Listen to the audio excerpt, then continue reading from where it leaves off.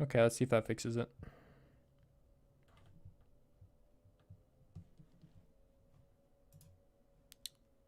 Okay.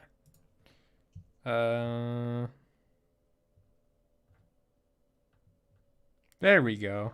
All right, that's the right thumbnail. This is a random picture I have.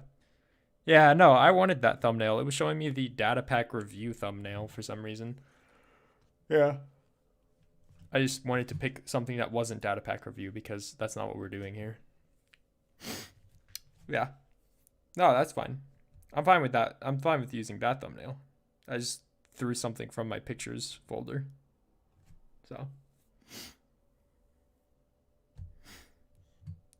that it was, I don't know if that was the thumbnail before. For me, it was showing data pack review. So I just restarted to be sure so that when I looked at it, it shows the right thumbnail. So let's see. All right. So probably nobody here was here last time that I did this, where I was working on like a thing in MATLAB. Actually, let me add a page for a tab for MATLAB so that it so I can show that I actually finished the project from last time. It's part of my kind of process of doing some working on a image encoding method. Let's see, MATLAB, capture matlab.exe, and then we go to preferences, and we go to fonts, and we go to text size, and we blow that up to 18. There we go. All right, so you can check this out. Nobody was here. Me, well, I was. Yeah. The thumbnail is just something that I did randomly because as a joke. All right. Anyways, so I finished the encoding and decoder that I was working on last time. I don't think I showed any of you guys. I didn't make a live stream where I showed the results because this isn't something that I'm gonna post to my channel. This is just in the live streams. So then I made the decoder, which pretty much is just a big double for loop. Of course, it doesn't like the last statement because it don't have a variable. But here we have I don't know if it will show that. It doesn't show the, it's black for some reason. All right, let me do MATLAB figure 1 then for a new window capture. ML fig 1. Okay, now you can see it. Anyways, so what it does is it takes this noisy image that I just generated to test stuff because it's small. It's 8 pixels by 8 pixels, and it does compression on it. And what it ends up, the file that it outputs is 14.8 times smaller than a JPEG. And the max difference is 8. It does not say the PSNR here. Let me see the PSNR. I will output it here. It's 36.2275 dBs, which is, within reason. If you're above 30 dBs, you're good. PSNR is kind of like how different it is from the original image. So with something above 30, you're going to see very little or no difference in the core image, especially considered it's a log scale. So 36 is very different, very similar. So, I mean, I can't see a difference in these two images, except for maybe right where there's a, okay, you can't see my mouse in the stream. So there's these 2 pixels here. They look the same color. These 2 pixels are not the same color. But it's a very subtle difference. Obviously, I could do a smaller qmin, and it takes longer to process, and it'll give you less compression. But let's see if that pops up properly. No, I think I have to make a new. I have to make a new every time I make a new figure, I have to make a new thing. But it looks better. That's all I can say. You can't see it, and but it's a less compression. It's 13 times compression, but still, it's pretty nice. Now keep in mind that this is like a really crappy image, so it's not going to give you 13, 14 times compression on every image you make, every image you give it. So this is like a huge double for loop, and I'm working on coding it in C++. I made one version that is starting to come along the way. What did I do?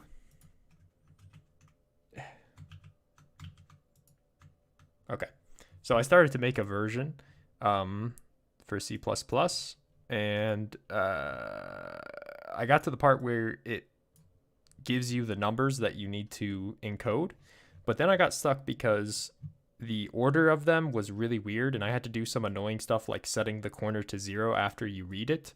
And it'd be nice if you don't have to set anything after you read it. Like, I just want to read it and ignore it for the rest, because that's a better practice right there.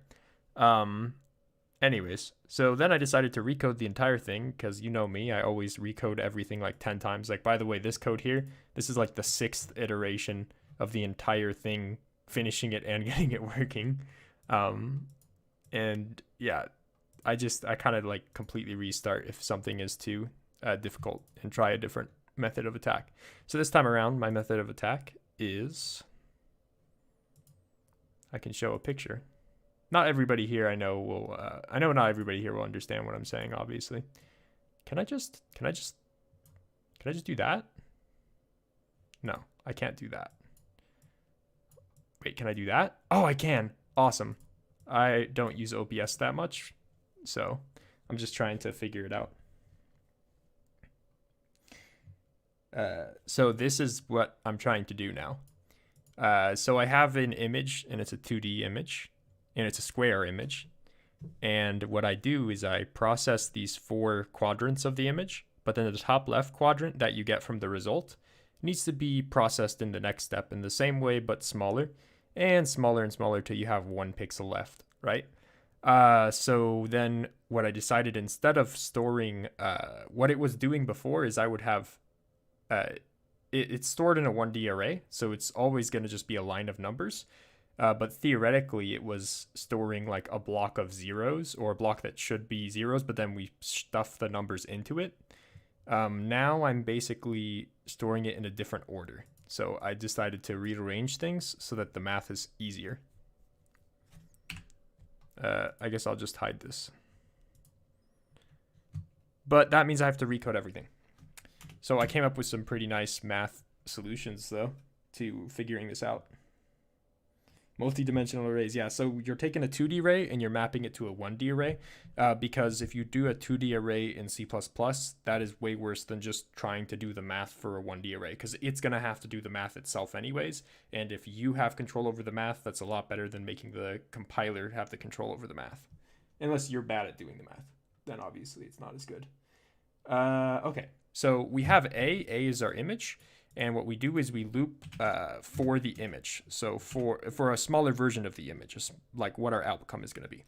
So let me move my cable here so that I have typing access. I might make the audio balancing weird. Hold on. Let me move this. I need to get situated. I think my stream is like really behind. Oh, shoot. You can't see anything I'm doing. I'm stupid. I need to get better at live streaming. There we go. All right, my bad. This is just practice. See, this is practice. When we're doing the data pack review, then I'll have the practice and I'll know how to do all this stuff, and I'll have a better setup. So that's another purpose of doing this, is just to practice and get my kind of OBS environment set up on this better computer.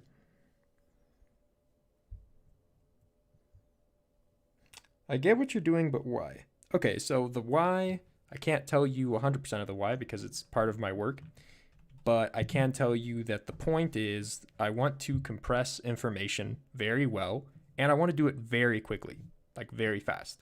So I want to get good compression very quickly, and I need to make it based off of the assumption that a lot of stuff in the image should be 0 most of the time. So that being said, the best method is doing this wavelet method, because wavelets are all about turning your information from, like, I have, the core basis of this is, let's say you have 12, 12, 12, and 12. Well, what's better to save to your computer? 12, 12, 12, 12, or to tell it you have 12, 0, 0, you have 12, 0, 0, 0. Well, if you know anything about computers, it's better to throw a bunch of zeros, especially if you can represent the zeros as nothing, which this actually does that in some ways. So the way that wavelets work is it takes your 4 numbers, it adds all your numbers and divides by 4. So 12 times 4 is 48 divided by, no, yeah, 12 times 4 is 48 divided by 4 is 12, right? Then it does 12 plus 12 minus 12 plus 12, which would be 0. And then it does that again and again in different combinations. So you end up with 12, 0, 0, 0. And then when you're unpacking this, you know what steps it did. So you just do the steps backwards and you get 12, 12, 12, 12 again. But doing this is really fast because it's just addition and multiplication. And then, yeah, C++, I'm not like a pro at C++ either. I'm only using it because microcontrollers use C++ typically, or at least you can take a C++ library and use it in a microcontroller most of the time. So int I equals 0, I is less than, and we're going to do m over 2 because this thing is going to be changing size. So m is going to equal to n. So initially our image is 8 by 8, and then we're going to shrink it. So we'll start with that, and we increment I, and this is where you do a double for loop to parse a 2D array, but the array isn't 2D. It's actually 1D, but it's for our own sanity that we do a double for loop, and it isn't really that much computationally worse than if you did somehow worked it out with a single for loop. It's not really that computationally different when you compile it, but it saves our brains a little bit here. So we have a double for loop. So this is going to be basically scanning the 2D array. Well, it's a 1D array, but we're scanning the array as if it was 2D. And we are going to grab, and I have it on a whiteboard to my right. It's insanity. I have like whiteboards that are just like scribbles and numbers. Anyways, so the equation is you grab A, which is our image initially, but it's just our approximation and it iterates. And we do 2 times, and we do 2 times m times I plus 2 times j. Okay. And this will give us, it will skip over every other because we're trying to grab things in squares of, we're trying to grab things. I can't show you that because I don't have a full screen. Trying to grab things in sets of 2 by 2. So like a group of 4 pixels. Sure. It's for an electronics project, you could call it. It's for work. It's for a PhD. Anyways, so it's a small component of the PhD though. So we go C0, and I don't know because I'm not a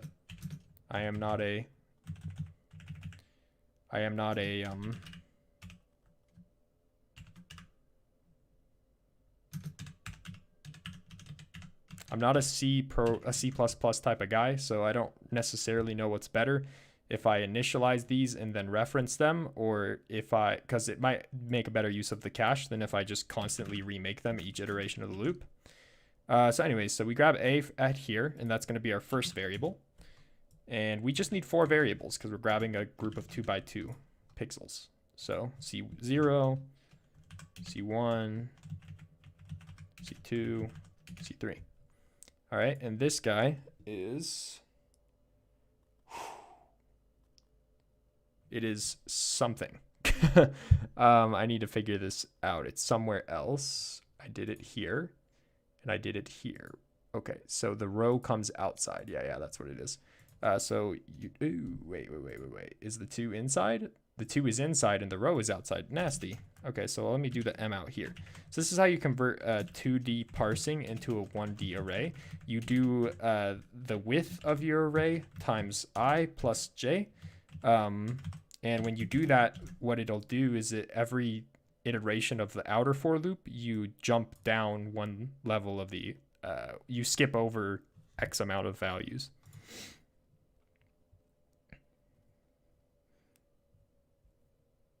What are you going to become? I'm going to become Optimus Prime. I'm not going to become anything. I'm not going to become anything. That's funny, though. I get what you mean, but I'm just pulling your leg here. It's a PhD in electrical engineering. If I'm being broad about it, but if I'm being specific about it, it's cyber physical security. All right, so now we have A, which is our approximation, is going to be fast round, which is a fast round function. It's faster than converting to float and rounding. So we're going to round this thing. We're going to do C0 plus C1 plus C2 plus C3, and we're going to divide by 4. So yeah, this is fast round with divide is what I mean to say. So you do A divided by B, and it does a fast round on it when you're dividing, because you want to round the decimal. And then I'll also go A, V, H, D. Those are my other variables that I use here. So a lot of this I can copy, except you see how I declared it as an integer, but I'm not gonna do that. And it actually, oh shoot, I can't make it a uint 8. It needs to be signed. So I think I need to call it int 16 underscore t, which is really just an int.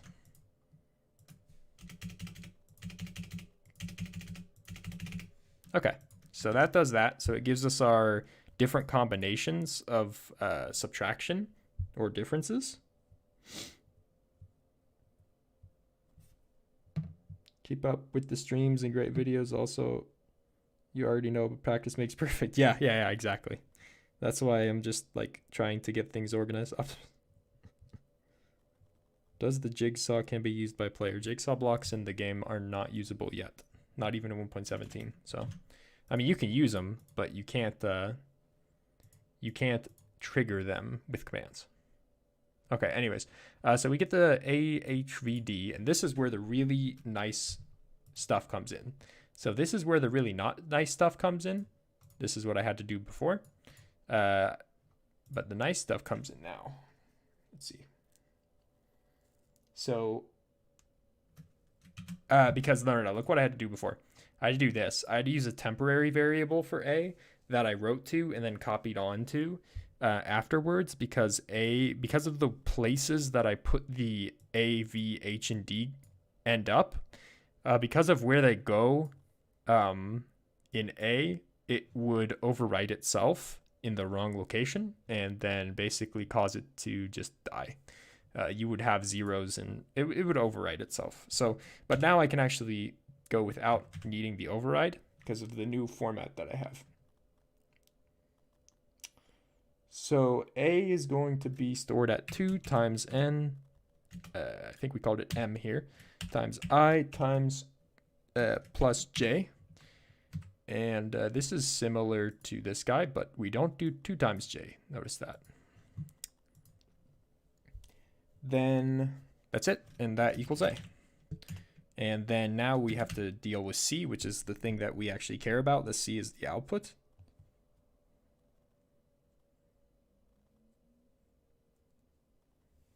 And we have C is 2 times m times I plus j. And this is where the beauty is of it. You just have to add it by, I'll call it mm. It's just going to be a new variable. Let's go m and mm is equal to n. Then go mm equals times equals mm. It needs to be n squared, essentially, m squared, but I don't want to have to do a pow2 every single loop. That sounds nasty. But yeah, so it's just like basically offsetted. So we have that, we have one that does not have an offset of n squared, and we have one that has an offset of n squared times 2. And that is equal to, this actually could be a uint 8 if I want to do some efficiency.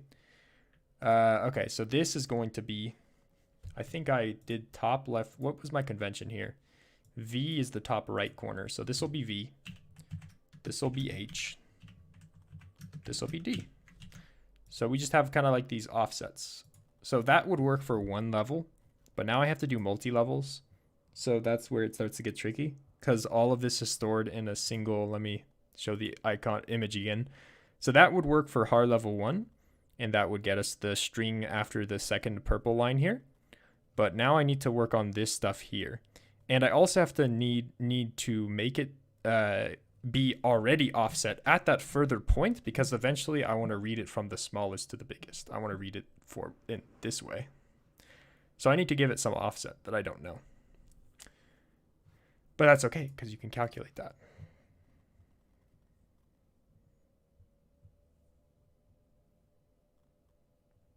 Watching you at my job, nice. Well, this is my job, so you're watching me at my job at your job. Right now, not C++ specifically, or nothing really specifically, but soon I get to decide what to do more specifically. Well, with electrical engineering, it's like you kind of filter your way down what road you want to go in terms of what you do. So, but either way, it would be hard to find a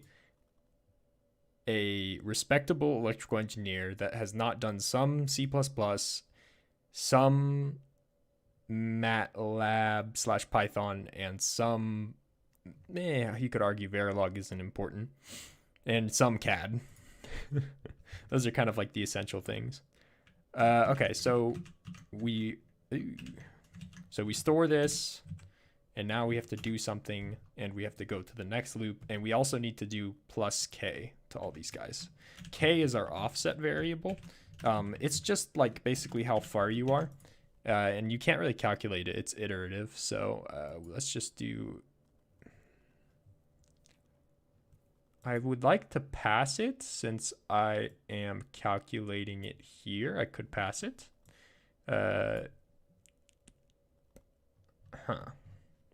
So k is calculated as like kind of how far you need to jump to be at the end of the group. And the group is defined as, so you know how big one of these squares is and how big they will be when you flatten them. So the size of this group right here in between these two purples is 4 times 3 is 12, because you knew it was 2. The n size was 2. It's a 2 by 2 square. So you do 2 times 2 is 4 times 3, because there's 3 sections, right? So your offset for this guy to get to this purple line is 1, 2, 3. I'm ignoring the white. And your offset to get to this purple line would be 3 plus 12 is 15. And then, so our offset initially is going to have to be 15. And then if you had another layer, it would be plus, I think this is 48. So 48 plus 15. But because it's kind of iterative, it's hard to calculate what k is supposed to be. You can do more than just data packs. What do you think I've been doing? YouTube's not my job.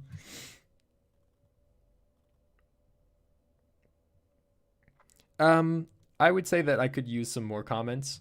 I like to just do this. Where each week I kind of talk about what I did. And then notes is basically stuff that my professor says my advisor says.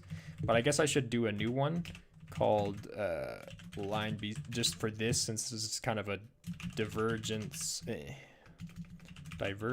of BCWT, where the har is flat. The har quadrants are flattened out, essentially, making my life way easier. I kind of like thought of this today. I was like, what if I did this, because this would make my life easier? And then it's like, oh yeah, it's definitely going to make my life easier. But the k thing is going to be tricky. So I need to know, I think I'll pass k into here. So let's go, row is actually unnecessary. Let's do int k, and let's change the word from constant to int k. And instead of passing n, we will pass, I know it's inefficient, but I'll go ahead and just slam it in like that. And TA I hate, so let's just call this A, and let's call that A. And let's call that A. There's a whole lot more going on to this file as well, because I have these structures in it, which are basically like custom variables. Same question.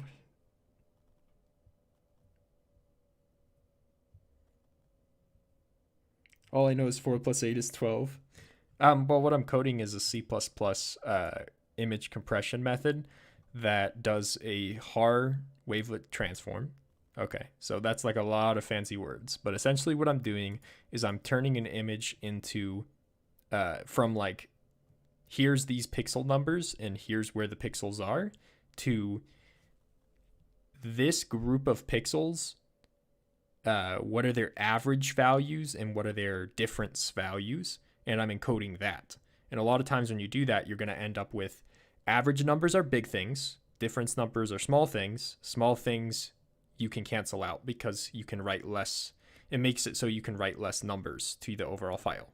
So it's kind of, it also has some similarities to zip and how zip is like, if you have 10 of one number, instead of saying the number 10 times, you say 10 comma the number.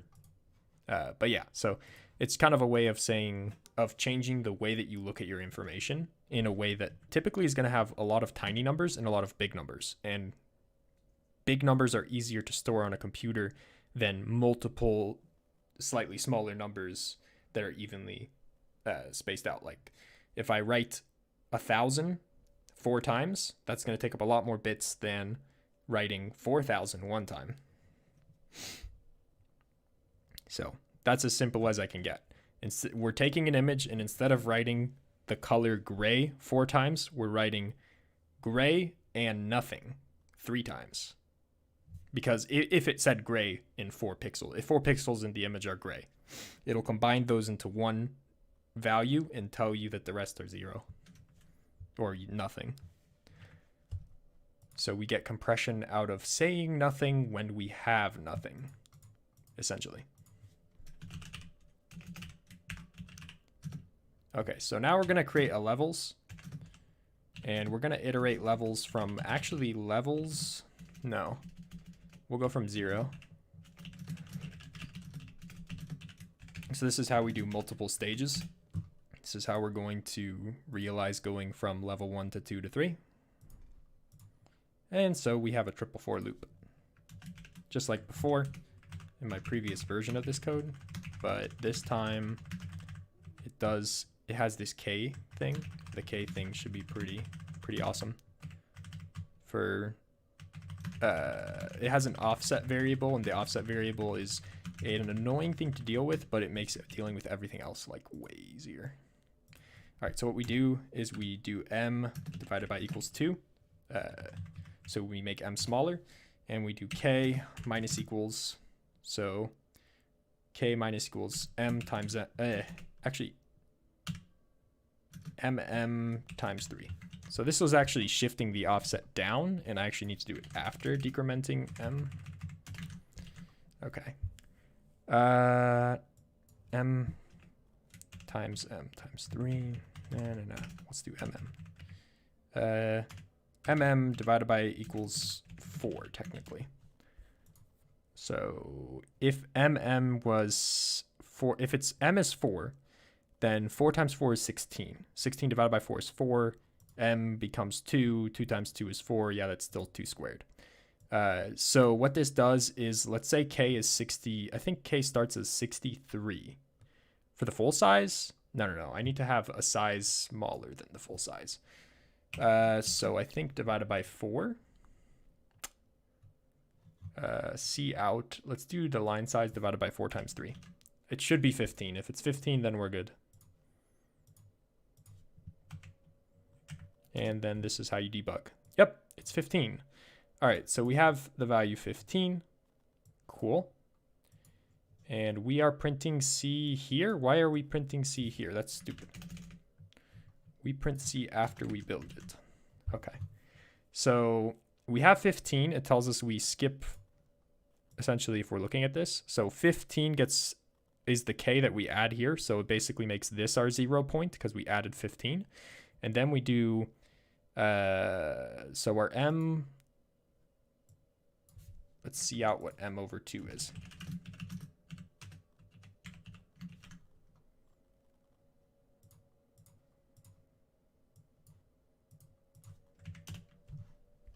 Hello? Oh, m over 2 is...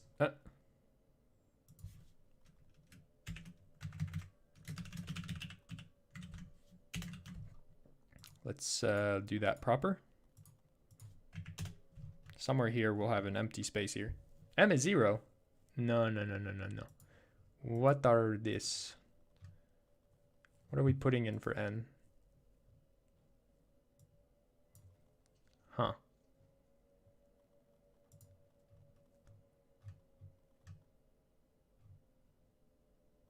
Okay, let's see out n. And let's just delete everything else that we see out so that we don't see what we don't want to see. 8, okay. Then how come, what is m then? Maybe it's because it's integer? Yeah. Let's go uint 8 underscore t. Let's just do that. And let's keep passing it. Like a ping pong ball.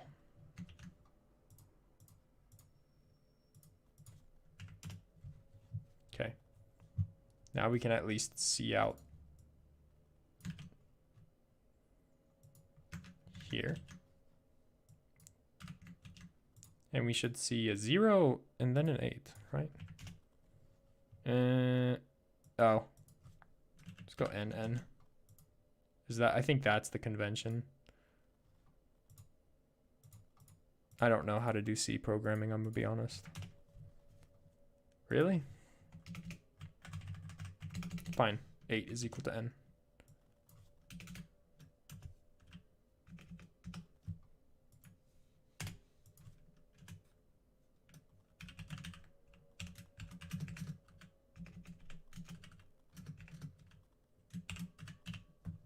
Let's just do that. Somebody's oh, yeah, no, it says 8. Cool.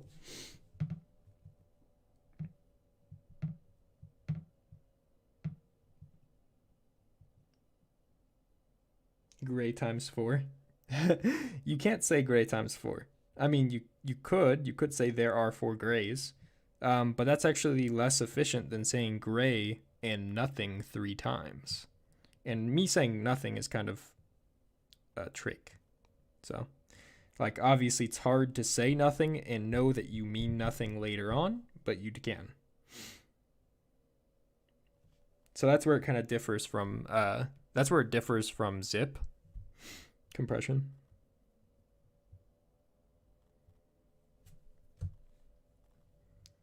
Okay, so now we have 8, and yeah, it definitely is 8. So our m is 8, our k is 15, and let's go ahead and see out what this ends up being.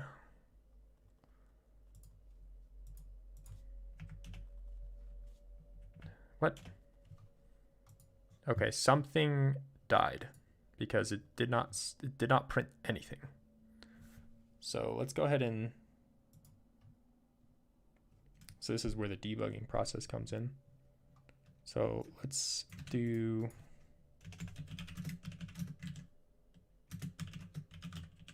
so we're just gonna see out all this stuff. Okay, yeah, it went negative. Okay, so 15, 1, 2, 3, 4, 5, 1, 2, 3, 4, 5, 6, 7, 8, 9, 10, 11, 12, 13, 14, 15, 16. It parsed for 16 values.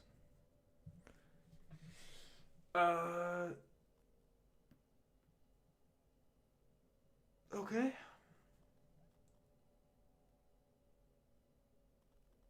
That doesn't make sense. Wait. Yeah, that makes sense. All right.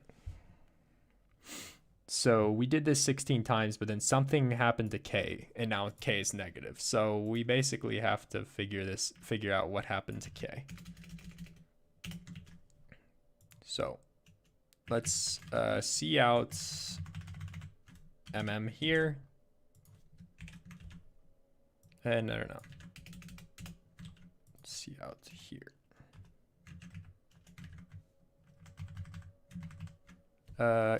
Okay. And then we're gonna see out without the end line. And then we're just gonna set up like kind of a math equation here and see what it looks like. K becomes, and then we do K minus, oh, should be K becomes K. And then I'm just gonna write the whole equation out. Minus times 3. There we go. And an end line.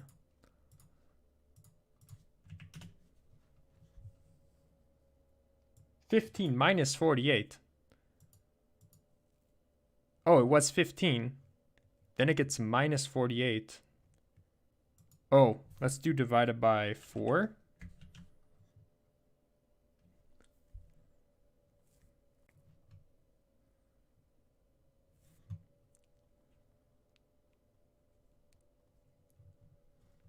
Maybe it's just too big. It's just decrementing too big. So 1530. Okay, array size 8 with 3 pieces. Okay, cool. So now let's go ahead and comment this guy out. See what happened to our indices, because I want the indices to not completely suicide. And I guess I should output the last indice. If I'm being honest here, I know what the problem is and I'm stupid. Yep, I know what the problem is and I'm stupid. Just did not divide by 4 in the beginning. Okay, not stupid, but yeah, we'll figure this out. Don't worry about it. Oh, let's just go with that, and let's do m over 2 here. Yep. Stupid. There we go. Bad boy. It's not the right answer, but it's an answer.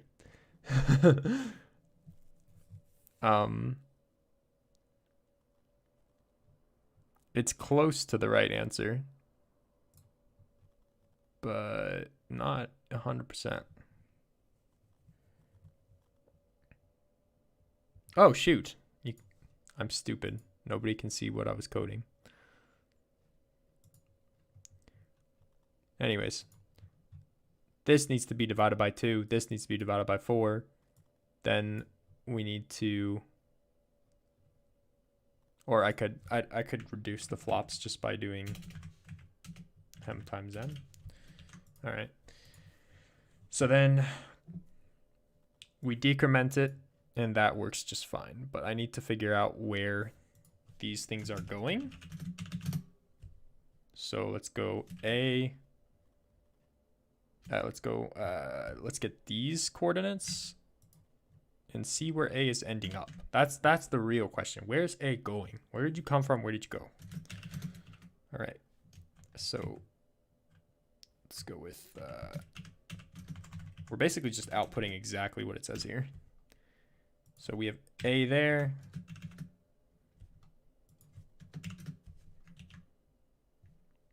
Okay.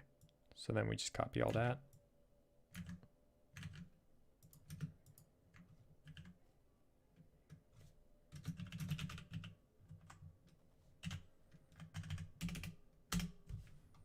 Okay, and then we just change the letter to C, and we just want to see where's the values in this array going.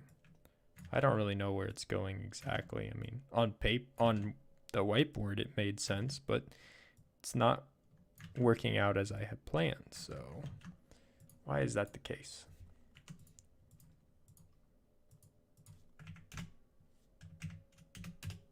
There we go. All right. So initially we're writing A in 0, 1, 2, 3. Oh, shoot. Okay. I know the problem.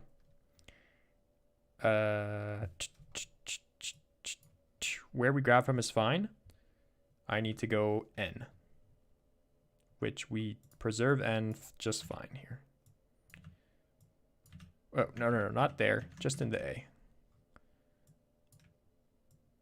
Because, yeah. So if I see here, it goes 0, 1, 2, 8, 9. It's overwriting itself. Because I did not assume that a maintained the same size. Okay. It's still not the right answer, but it's closer. So 0, 1, 2, 3, 16, 17, 18, 19. That makes sense. That's a... what? Yeah. So that's a quadrant. Yeah, that's a quadrant. It's like 0, 1, 2, 3, 16, 17, 18, 19, 32. Yeah, it's skipping over. Okay, that's fine. So what we can do to debug, I think, is let's do, I think I can set p to 1. Okay, so let's do print a. What's the size of a? A is n size and p is 1. P is 1. So this should print me a nice kind of like a. Yep.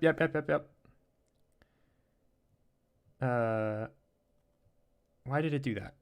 It should not print like that. Okay, well, let me do a second version of print. That's just like, this is my original version of print, and this will be called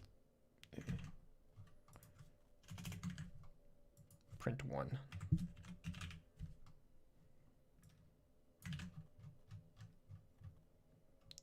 Because a is just a plain array. It's a boring 2D array. What's up, Waffle? Stop spamming the chat. All right. So let's print just a.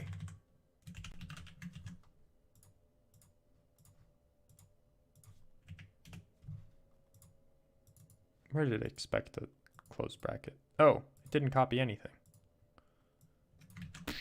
Stupid. All right. That will tell me this. That just gives, it's just debug. Jesus Christ. All right. Yeah, that's A for you, baby. All right. So I'm interested to see A at the beginning and then A after. So I can go to this one, which I know is done, and I can see out A, I think right here. No, print TA size 8, build task, BCWT. So A after the first iteration has a 128 in the corner, a 141, a 79, a 150, 86, 171, 128, 141, 179, 150. Then I can run this guy. What do we see at the very beginning at least? Nah, that's way off.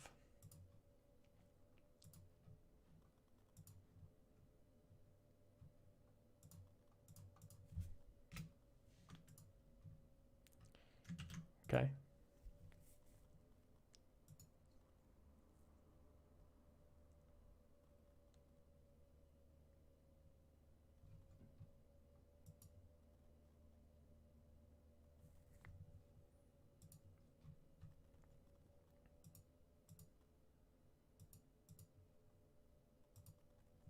Let's go ahead and do n then here for where it grabs from. Maybe that will remedy it. Yeah, I see the 128, 46, 191. Oh yeah, see it. The answer is still wrong, but it's less wrong.